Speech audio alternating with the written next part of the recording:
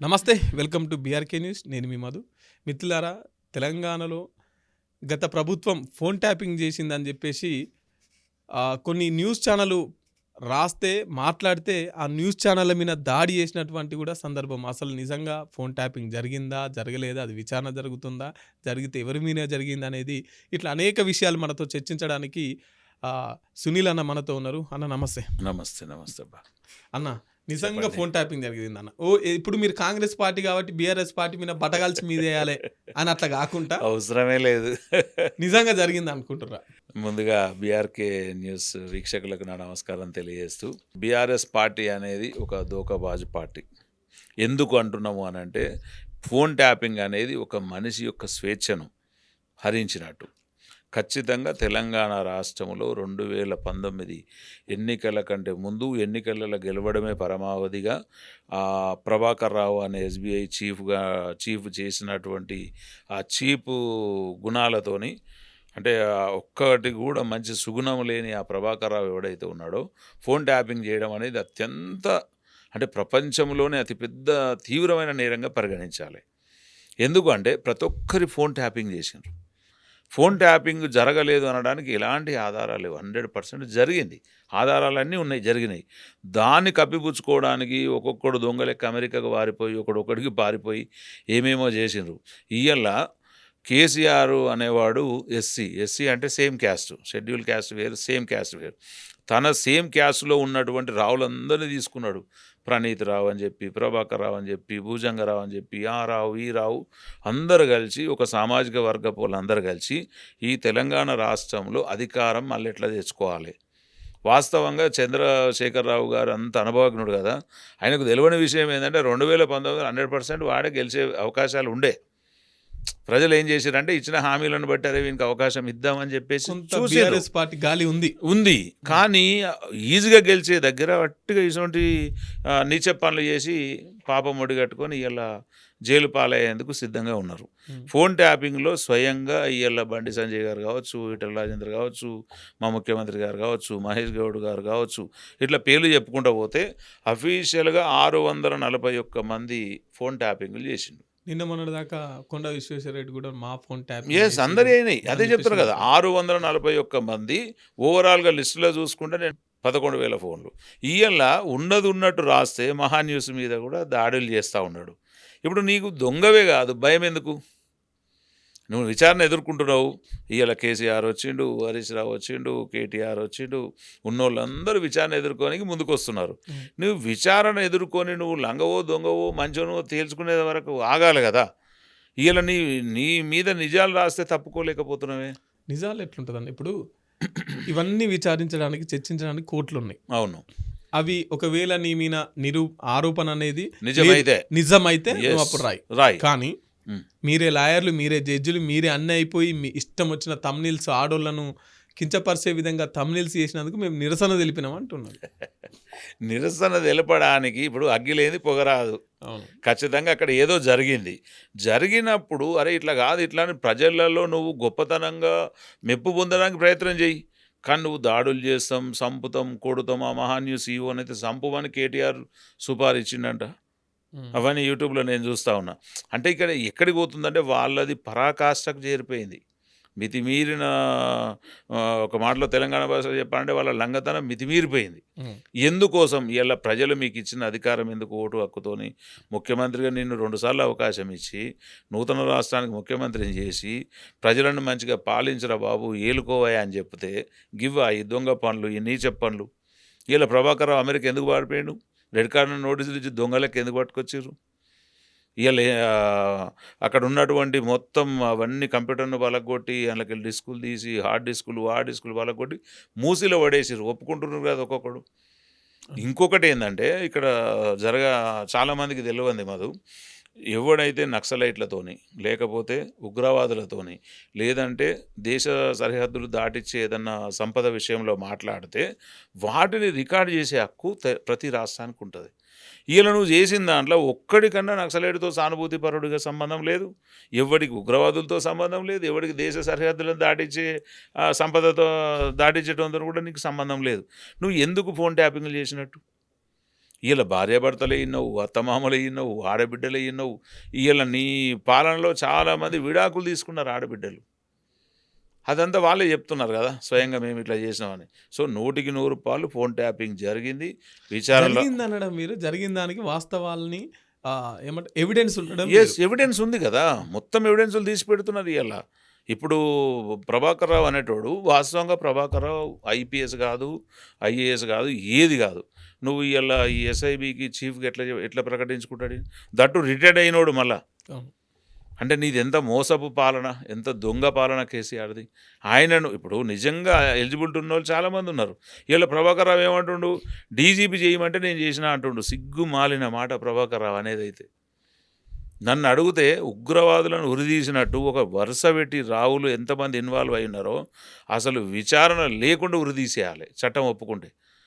ఎందుకంటే ఇవాళ మన దేశానికి సంబంధించిన సరే మీరు రికార్డు చేసింది మీకు భయమై మీరు డిస్కులు పాడు చేసిరు పర్వాలేదు, కానీ మన రాష్ట్రానికి గతంలో ఉన్నటువంటి రికార్డునంతా నాశనం చేసారు వీళ్ళు. మన రాష్ట్రానికి ఏమేమి ప్రాబ్లం ఉండే ఏం కథ గత ముఖ్యమంత్రులు పాలించి అవి ఉన్నదంతా ఆ రికార్డుని అంతా చేసిరు. 24 కంప్యూటర్ల వల్ల కొట్టిరు, 40 డిస్కులు పాడు చేసిరు. ఇవన్నీ పాడు చేసి కాలబెట్టి మూసిలో పడేస్తారా? మరి మిమ్మల్ని మూసిలో పడేయాల్సిందే కదా ఇప్పుడు. వీళ్ళు రియల్గా మాట్లాడితేనే అర్థం కాదు, ఇలా మొగాలకు ఫోన్లో కూడా మేము ట్యాప్ చేసి వినాల్సిన అవసరం మాకేముంటుంది అని చెప్పేసి మాజీ మంత్రి జగదీష్ రెడ్డి అంటుండు కదా. నిజంగా జగదీష్ రెడ్డి ఎందుకు ఎగిసి పడుతుండో అర్థమైతలేదు. నిజంగా ఇంట్లో వీళ్ళు నిజంగా జైలుకు పోయే రోజు జగదీష్ రెడ్డి కూడా తోకకు మూట కట్టుకొని తీసుకుపోతారు ప్రజలు. జగదీష్ రెడ్డి ఒక మాజీ మంత్రిగా మాట్లాడితే ప్రజలు గౌరవిస్తారు, కానీ సిగ్గు లేకుండా మామూలుగా మాట్లాడితే అంటే ఇప్పుడు ఇది ఒకవేళ నిజమైతే నేలకు ముక్కు రాస్తాడా? వాస్తవాలే కదా. ఇలా నువ్వు విచారణకు వస్తున్నావు అంటేనే నీది ఎంతో కొంత తప్పున్నట్టు కదా. దీని మీద గతంలో కేసీఆర్ ఏం మాట్లాడినంటే, ఒకవేళ పోలీసు వాళ్ళు వాళ్ళకి ఏమైనా సమాచారం కోసం ఏమైనా చేసేది ఉంటే ఎవరిని చేస్తారు, అన్ని మాకు చెప్తారా, మేము చేయమని చెప్తామా? చలో రైట్, మంచి క్వశ్చన్ అడిగినావు. రఘునందన్ రావు గారు తెలివి కలిగిన వ్యక్తి, బీజేపీలోకి పోయిండు కదా, చాలా తెలివి కలిగినోడు. ఆయన ఏం చేసిండంటే, నేను పేరు చెప్పాను, సిద్దిపేట దగ్గర ఆయన ఫోన్ ట్యాపింగ్ అవుతున్న సంగతి ఆయనకు తెలుసు. దీంతోనే మీ BRK news KCR and Jagadish ఎవడైతే మాట్లాడిండో చెంప చెల్లు అనిపించాలి. ఎట్లా అంటున్నా అంటే, ఇదే రఘునందన్ రావు గారు ఫోన్లో మాట్లాడుకుంటున్నాను. ఇప్పుడు నా ఫోన్ ట్యాప్ అవుతున్న సంగతి నాకు తెలుసు. నేనేం చేస్తా, మధు నా దగ్గర కొంచెం ఎర్రచందనం ఉంది, నేను ఒక బండ్లు వేసి పంపిస్తున్నా, బండి మొత్తం టాప్లో ఎవరికి దొరకకుండా పంపిస్తున్నా అని నీకు చెప్తున్నా. నీ ఫోన్ నాకు ట్యాప్ అయింది, పోలీసు వాళ్ళు ట్యాప్ చేసిర్రు. వెంటనే ఏం చేసిండు, రోడ్డుకు అడ్డం కాసేసి నా బస్సు దొరకబట్టిరు. బస్సు అంతా వెతికిరు, దొరకలే. బస్సు టాప్ ఇప్పిరు, దొరకలే. బస్సు టైర్లు ఇప్పిరు, దొరకలే. అంటే ఎట్లా పోయినావు, నా బస్కి అడ్డం ఎట్లా పోయినావు అంటే నీ ఫోన్లో నా సంభాషణ వినే కదా, అది ఫోన్ ట్యాప్ అయింది. ఎట్లా తెలిసింది నీకు? ఎట్లా తెలిసింది? రఘునందన్ రావు ఉత్తానన్న డ్రామా ఆడిండు. అరే నేను పలానా దాంట్లో పైసలు పంపిస్తున్నా అంటే సిద్దిపేట దగ్గర పట్టుకున్నారు. ఆయన దానప్పుడు పట్టుకొని మొత్తం టాప్ వీకిర్రు, అన్ని వీకిర్రు, అది చేసిర్రు, పావుల దొరకలే. అది మరి ఫోన్ ట్యాపింగ్ కాదంటారా? ఇంకే ఎవిడెన్స్లు ఏం కావాలి? సో దొంగలు వీళ్ళు ప్రతిదీ విని. దీనికి పోలీసులకు సంబంధం, గవర్నమెంట్కి సంబంధం లేదనేది ఆయన వాదన. నో 100% సంబంధం ఉంది. సంబంధం ఉండి ఇలా రఘునందన్ రావు ఎలక్షన్లో ఏం మాట్లాడుతుండు, ఇలా ఈ మన మునుగోడు ఉప ఎన్నికలలో ఏం జరుగుతుంది, వివేక్ అన్నది టాప్ అయింది, ట్యాపింగ్ అయింది, అందరి ట్యాపింగ్ చేశారు. ఏ రూపాయి ఎక్కడ పోతుంది, ఏది ఎక్కడ పోతుంది, ఇంకా ఇవన్నీ ఎట్లయినాయి? మళ్ళీ వాళ్ళని ఆ రికార్డులు తీసుకోవాలి, బ్లాక్ మెయిల్ చేయాలి, రాజకీయంగా లొంగ తీసుకోవాలి, ఆర్థికంగా లొంగ తీయాలి, పెద్ద పెద్ద బిజినెస్ మ్యాన్లకు ఫోన్లు మాట్లాడాలి, అని విలువాలి, క్యాబిన్లో కూర్చోవాలి, రికార్డు వత్తాలి, వాడు సరెండర్ అయిపోవాలి. ఇది పాలన ఎక్కడన్నా ఉంటుందా? ఎంత ఘోరమైన పాలన ఇది. కనుక ఖచ్చితంగా బీఆర్ఎస్ పార్టీ క్షమార్హమైన పార్టీ. ఖచ్చితంగా ఇక్కడ వాళ్ళని బొందబెట్టినట్టే. శ్రీశ్రీ గారు ఏమంటాడంటే, మనకి ఎవడన్నా ప్రాంతీయతరుడు మోసం చేస్తే వాడిని ప్రాంతం బయట పాతి పెట్టాలి, కానీ ప్రాంతమోడే గనక మనల్ని మోసం చేస్తే ప్రాంతంలో తొక్కి పెట్టాలని చెప్పి. ఖచ్చితంగా బీఆర్ఎస్ పార్టీ అనేది ప్రజలు ఏమో అనుకున్నారు, ఏమో జరిగింది. ఇలా జరిగిన దానికి మనం అనుభవిస్తున్నాం తెలంగాణ ప్రజలం. ఓకే, రాజకీయ నాయకులు అంటే ఫోన్ ట్యాపింగ్ చేయొచ్చు, రాజకీయ ఎత్తుగడ అయి ఉండొచ్చు, రాజకీయ అవసరం అయి ఉండొచ్చు, అస్సలు చేయకూడదు వాళ్ళది. ఒక ఎమ్మెల్యే ఫోన్ ట్యాపింగ్ చేయాలంటే కూడా ట్యాప్ చేసిరు, హీరోయిన్ కూడా అది స్వయంగా వాళ్ళు ఒప్పుకుంటున్నారు కదా. ఈ రూమర్ కాదు, స్వయంగా చేయడం ఎంతవరకు కరెక్ట్ గదే అంటున్నా. ఇప్పుడు మేమేదో అంటే అపోజిట్ పార్టీ కింద మాట్లాడడం వేరు, స్వయంగా వాళ్ళు మా ప్రాణ మాన ధన మానాలు దోషిండ్రు అని చెప్పి వాళ్ళు మీడియా ముందుకు వచ్చి ఒప్పుకుంటున్నారు కదా. ఆ హక్కు ఎవడిచ్చిండు? కేటీఆర్కి ఎవడిచ్చిండు, కేసీఆర్కి ఎవడిచ్చిండు. ఇవాళ అసలు ఏం జరుగుతుందో అని కనుక్కొని చెవులలో పెట్టుకొని విని 2-3 నెలలు స్టోరేజ్ అంతా పెట్టి ఓ రూమ్లో పెట్టి మీటింగ్లు పెట్టి అది వినుడు, అవతలోనికి వినిపించి చెప్పుడు. సో ఇదంతా చేసిరు కాబట్టి ఖచ్చితంగా బీఆర్ఎస్ పార్టీకి గుణపాఠం తప్పదు, జైలు తప్పదు, చట్టాలు ఖచ్చితంగా పనిచేస్తే కొంచెం ఓపిక పట్టాలి. ఇవాళ ప్రభాకర్ రావు అనేటోడు ఏదో బెయిల్ మీద వచ్చి నన్ను అరెస్ట్ చేయొద్దని సుప్రీంకోర్టుకి వెళ్ళి ఒకటి తీసుకున్నాడు. ఇప్పుడు ఇంకో 3-4 విచారణ తర్వాత ఖచ్చితంగా అరెస్ట్ చేసుకుంటారు సుప్రీంకోర్టు ఆర్డర్ తీసుకొచ్చి. ఎంతకాలం తప్పించుకుంటారు? ఇవాళ వాళ్ళు తెలివిగా మాట్లాడుతారు. వాళ్ళకి ఏంటంటే సమగ్రమైన చట్టం మొత్తం రావాలి. వీళ్ళు ఒక ఈమెయిల్ ద్వారా దొరికిర్రు. దొంగ ఎప్పుడైనా దొంగతనం చేసి ఒక ఆనవాళ్ళు పెట్టిపోతాడు. ఆ ఆనవాళ్ళు ఇలా వాళ్ళని పట్టించింది. ఆ మెయిల్ ద్వారా దొరికిన దొంగలు తప్పించుకునే అవకాశమే లేదు. అంటే 100% రాజకీయంగా ఒక ముఖ్యమంత్రి హోదాలో లేదా నీ మంత్రివర్గంలో, నీ క్యాబినెట్లో, నీ పాలనలో ముఖ్యంగా నువ్వు పెంచుకున్న ఈ దొంగ పోలీస్ కుక్కలు ఎవడైతే చేసినరో ఇది ఖచ్చితంగా వాళ్ళకి క్షమార్హులు కాదు. 100% జైల్లో పెట్టాలి. ఇట్లాంటి మళ్ళీ ఎక్కడ జరగదు, ప్రపంచంలో ఎక్కడ జరగలే. వ్యక్తిగత స్వేచ్ఛకు భంగం జరిగింది అక్కడ. చాలామంది అమాయకులు ఏం మాట్లాడుకుంటారో విని ఆనందపడే రోగం వీళ్ళకెందుకు? ఇలా మన తెలంగాణలో ఒక గట్టిగా చెప్పాలంటే కొన్ని అశ్లీల చిత్రాలు బహిరంగంగా చూడొద్దనే ఉంటుంది, రహస్యంగా కూడా చూడొద్దని ఉంటుంది. అది చూడంగా ఎవడన్నా చూస్తే కూడా అది క్రైమే అన్న లెవెల్లో భయపడేటోళ్ళు ఉన్నారు. కానీ వీళ్ళు బరిదెగించి అంతకంటే ఘోరమైన ఆడియోలు వీడియోలు విన్నారు వీళ్ళు. కనుక అది ఎవడిచ్చింది వాళ్ళకి ఆ హక్కు? ఏ రాజ్యాంగం కల్పించింది? కల్వకుండా రాజ్యాంగం రాసుకుంటాడే నడుస్తుందా? ఖచ్చితంగా కేసీఆర్ అండ్కో. సో ఇంత ఎవిడెన్స్ ఉన్నా, ఇన్ని క్రైమ్ చేసిరని చెప్తున్నా కూడా ఇంకా వాళ్ళు బహిరంగ మంచిగా స్వేచ్ఛగా తిరుగుతురుగా. ఇప్పుడు చర్యలు తీసుకోవాలి. వాళ్ళ దగ్గర కోట్ల రూపాయలు, తెలంగాణ దోసుకున్న లక్షల కోట్ల రూపాయలు మంత్రివర్గం దగ్గర ఉన్నాయి, బినామీల దగ్గర ఉన్నాయి. వాళ్ళు డబ్బుతో ఏదైనా కొనగలుగుతున్నారు. కానీ చట్టాన్ని వ్యతిరేకిస్తున్నారు. అంటే చట్టం గురించి వీళ్ళకి తెలిసి దొంగలకు, చట్టంలో నన్ను అరెస్ట్ చేసి ఎక్కడిది నాకు చూపి నేను దొంగని ఎట్లా అవుతుంది? ఎస్, టైం పడుతుంది. మన చట్టాలు టైం తీసుకుంటాయి. మన భారత రాజ్యాంగంలో ప్రతి ఒక్కరిని అంటే దోషిని అంత త్వరగా చేసి వాడిని శిక్షించవద్దు కాబట్టి వాడి మీద ఎంక్వైరీ నడుస్తుంది. ఇవన్నీ నడిచినాక ఎక్కడ తప్పించుకుంటారు? టైం అయితే పడుతుంది. అది తప్ప నిజంగా వాళ్ళు చేసింది మాత్రం క్షమార్హం, అది మంచిది కాదు. ఇంకోటి ఏంటంటే దీంట్లో నిన్న మహాన్యూస్ మీద జరిగిన దాడిలో మాట్లాడింది కేటీఆర్ గురించి. అవును, కేటీఆర్ పోయి ఒకవేళ నిరసన దాడి తర్వాత ముచ్చట అవును కేటీఆర్ ఉండాలి. తర్వాత లేదంటే పార్టీ ఎమ్మెల్యేలు ఎవరు జగదీష్ రెడ్డి కావచ్చు, పాడి కౌశిక్ రెడ్డి కావచ్చు, పల్లరాజశేఖర రెడ్డి కావచ్చు, ఇట్లా వీళ్ళు ఉండాలి. కానీ ఒక గెల్లి శ్రీనివాస్ మళ్ళీ బాల్కా సుమన్ ఉంటాడు. అంటే ఒక ఎస్సీ ఎస్టీ బీసీలనే ముంగటుంచి దాడులు చేపిస్తారు. అంతే కదా, వీళ్ళు ఎప్పుడు కూడా కరెక్ట్గా కాల్చరు. నా భుజం మీద తుపాకి పెట్టి ఇంకొని కాలుస్తారు. వాళ్ళకు ఆ సంస్కృతే అది కదా. ఎప్పుడు కూడా ఒకరిని తొక్కాలి, వాని మీద సమాధి రాళ్ళ మీద ఇల్లు కట్టుకోవాలనే ఆలోచన.